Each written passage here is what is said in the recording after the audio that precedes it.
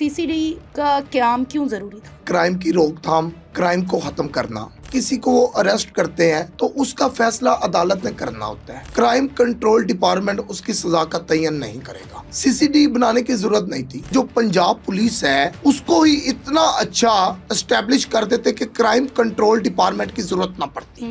सुहेल जफर चट्टा साहब, क्या उनपे भी कभी मुकदमात हुए हैं? अगर तो वो अरेस्ट करते हैं तो जमीन के ऊपर से अरेस्ट करते हैं, बंदा मिलता है तो वो जमीन के नीचे से मिलता है। एक ही घर के 5 लोगों को बेरहमी से इनकाउंटर उनका कर दिया गया और 22 बच्चों को यतीम कर दिया गया।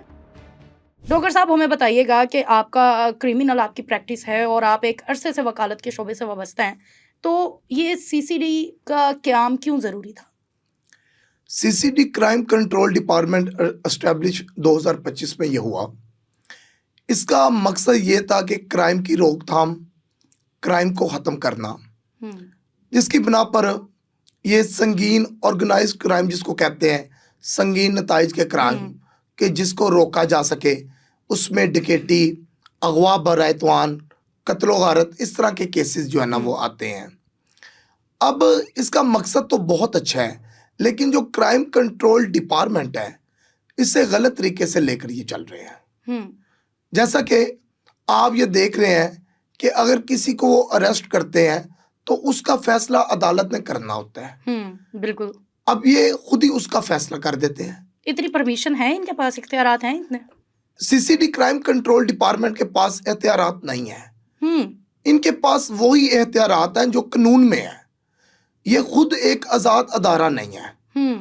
इन्होंने खुद को एक आजाद अदारा बना रखा है। किसी को किसी जगह से अरेस्ट करना, वो उसकी ज्यूरिडिक्शन भी नहीं होती, फिर भी उसको अरेस्ट करना और फिर अदालत में ना पेश करना, और उसको दो ही काम, अगर तो वो अरेस्ट करते हैं तो जमीन के ऊपर से अरेस्ट करते हैं, अगर वो बंदा मिलता है तो वो जमीन के नीचे से मिलता है। मुझे बताइएगा कि इनकाउंटर करने के लिए क्या क्या चीज़ें ज़रूरी होती हैं कि अगर आप किसी इंसान का इनकाउंटर करने जा रहे हैं तो उसके लिए पहले कहाँ से परमिशन लेनी पड़ती है, क्या कुछ करना पड़ता है, या फिर ऐसे ही मुंह उठा के आप बंदा मार दें?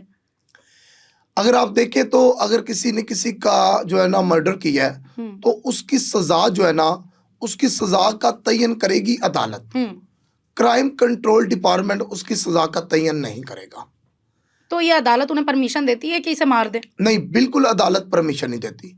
ये ह्यूमन राइट्स वायलेशन के अगेंस्ट है, ये हमारी अवाम के अगेंस्ट है, ये अवाम की राय के साथ और अवाम के साथ ज्यादती है, और ये एक्स्ट्रा जुडिशियल किलिंग है कि आप किसी को अरेस्ट करते हैं, अरेस्ट करने के बाद आपको चाहिए कि उसको अदालत में पेश करें, ना कि आप खुद ही फैसला करें।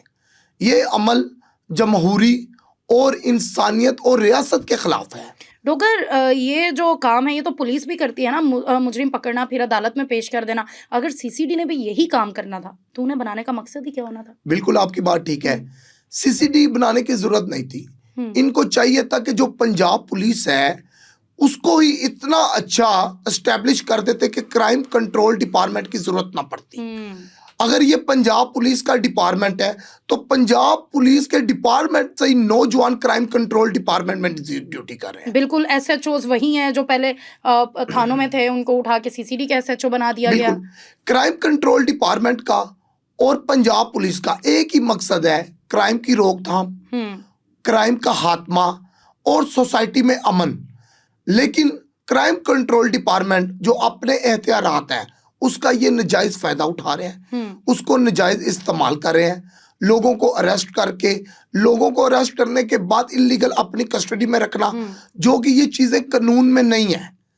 और अगर कानून में कुछ है तो वो आप अगर किसी को अरेस्ट करते हैं प्रॉपर अकॉर्डिंग टू लॉ के हवाले से, तो आप उसको जो है ना जुडिशियल करवाएं, उसका तयन जो उसका दारोमदारा वो अदालत पे है। और किसी भी कानून में या किसी भी बुक में कोई इस तरह की चीज मेंशन नहीं है कि अगर आप किसी को अरेस्ट करते हैं तो आप उसको जो है ना तौबा नाउज़ुबिल्लाह आप उसका मर्डर कर दें।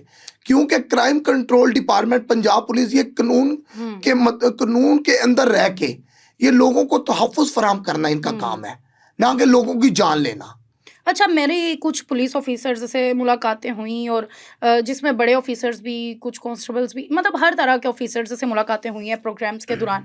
तो वो लोग मुझे बताते थे कि मैडम इनकाउंटर करने के लिए ना एक वो बाद में पुलिस मुकाबले का नाम लगता है, लेकिन उस पुलिस मुकाबले में भी वो कहते थे कि कंडीशन होती है कि अगर तो किसी ने किसी के घर चोरी भी की और फिर उनकी बहन बेटी के साथ उनके सामने जना भी किया, तो ऐसे मुजरिम को हम बर्दाश्त नहीं करते, ऐसे को नहीं छोड़ा जाता। सेकंड, अगर किसी ने ज़्यादती भी की, कत्ल भी किया, कि एक तो आप उनका कत्ल भी कर रहे हैं, फिर उनकी ज़्यादती भी कर रहे हैं, तो ये जो डबल केसेस होते हैं ना, ऐसे मुजरिमों को हम इनकाउंटर करते हैं। लेकिन अब तो हम देखते हैं कि जिसने ऐसा कुछ नहीं भी किया, चोरी भी की है, उसका भी इनकाउंटर हो जाता है।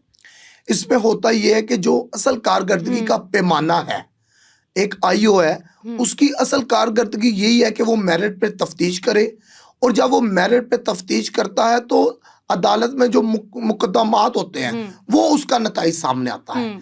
अब आप देखें, पंजाब पुलिस अगर किसी को अरेस्ट करके ले आती है, सपोज अगर उसने फायर लेफ्ट शोल्डर पे फायर किया है, और आईओ अपनी तफ्तीश में पैसे लेकर क्या लिखता है कि उसने अपना राइट शोल्डर पे, वो कह देता है कि राइट शोल्डर पे फायर किया गया है, लेकिन फायर कहाँ होता है? लेफ्ट शोल्डर पे। ये आईओ की मेलाफाइडी है, और इस पे हमारी जुडिशरी क्या करेगी? हमारी जुडिशरी केस को देखेगी, केस के हवाले से वो फैसला करेगी। और अल्हम्दुलिल्लाह अदालतें आज भी मजबूत है, अदालतें आज भी मेरिट पे फैसला करती हैं। लेकिन वही पुलिस वाले होते हैं जो मेरिट नहीं करते, वही पुलिस वाले होते हैं कि अगर किसी के खिलाफ झूठ पर मबनी मुकदमा दर्ज कर दे 9C का, और बाद में जज साहब उसे क्या करेंगे? एक्विटल करेंगे। और ज्यादती किसके साथ की गई? जिसको अरेस्ट किया गया। और अगर किसी का मर्डर हो जाता है और जिसका मर्डर हो गया वो उसके साथ ज्यादती करें, तफ्तीश मेरिट पे ना करें, तो वो अदालत कल को तफ्तीश देखती है। इसलिए कहते हैं जो असल कारकर्दगी का पैमाना है वो आईओ की तफ्तीश पर होता है, और जो आईओ की तफ्तीश पर होता है वो अदालत के मुकदमात वो उसका नताइज करते हैं, जज का फैसला उसका जो है नताइज होता है। जो सीसीडी के हेड है सुहेल जफर चट्टा साहब, उनके बारे में हमें बताएं कि क्या वो भी किसी कंट्रोवर्सी का शिकार हैं? क्या उन पे भी कभी मुकदमात हुए हैं? क्या उनको भी कभी किसी केसेस में रगड़ा गया है कि इन्होंने ये किया या वो किया? उनका जो है ना, कुछ साल पहले एंटी करप्शन के या नैब के केस में शायद उनके साथ कोई इस तरह के मामला पेश आए हैं, लेकिन उनका कोई कंफर्म नहीं है। तो वो आजकल तो मुश्किलात में पड़े हुए हैं। एक केस हमने भी देखा कि एक ही घर के 5 लोगों को बेरहमी से इनकाउंटर उनका कर दिया गया और 22 बच्चों को यतीम कर दिया गया। वो केस क्या था? वो केस ये है कि 3 बेटे और 2 दामाद, 5 मर्द हजरात, बहावलपुर में वो रहते हैं। उनका एक गैंग है, ठीक है, उनके साथ तो उनकी अपना कोई लड़ाई झगड़ा हुआ, वो मुकदमा चल रहे थे। एक भाई को अरेस्ट किया बहावलपुर से, वो सीसीडी के जो ऑफिसर थे वो कौन से, वो लाहौर के थे। एक भाई को अरेस्ट किया, वो 3 भाई थे, अमरान, अरफान और एक नाम मुझे अब याद नहीं है। 3 भाइयों, एक भाई को अरेस्ट किया और बाकी 2 जो दामाद और जो 2 भाई वो साहिवाल शादी पर गए हुए थे। एक को अरेस्ट किया और उसके थ्रू बाकी 4 को भी गिरफ्तार किया। 5 को गिरफ्तार करके उनकी फैमिली को ये झांसा देते रहे कि आपको कल मिल जाएंगे, परसों मिल जाएंगे, आपकी अभी मुलाकात करवाते हैं, आपकी बाद में मुलाकात करवाते हैं। लेकिन आखिरकार हुआ क्या? उनको एक ही जगह पे उन्होंने उनका मर्डर किया। उनका कोई कसूर था? कोई कसूर नहीं था। वो आपस की जो उनकी लड़ाई झगड़े थे वो उसमें अपना केसेस चल रहे थे, और 5 भाइयों को, 3 भाइयों और 2 दामाद को कत्ल करने के बाद इन्होंने क्या किया? एक लाश मिल रही है जरावाले से, एक लाश मिल रही है चन्योट से, एक लाश मिल रही है हाफजाबाद से, एक लाश मिल रही है गुजरांवाले से, 5वीं लाश नारोवाल से मिल रही है। क्या हमारी हिफाजत करने वालों को ऐसा करना शोभा देता है कि वो घर उजाड़ दें, एक ही घर के 5 लोगों को बेरहमी से मार दें और उसको इनकाउंटर का नाम दे दें? हमारा जो लॉ है वो कतई इस तरह की इजाज़त नहीं देता, और अगर ये मामलात कर रहे हैं, लोगों के साथ जुल्म ज़्यादती कर रहे हैं, अपनी राया के साथ, अपनी अवाम के साथ, अपने कानून से ये बालातर होकर ये काम कर रहे हैं, ये बिल्कुल इल्लीगल है।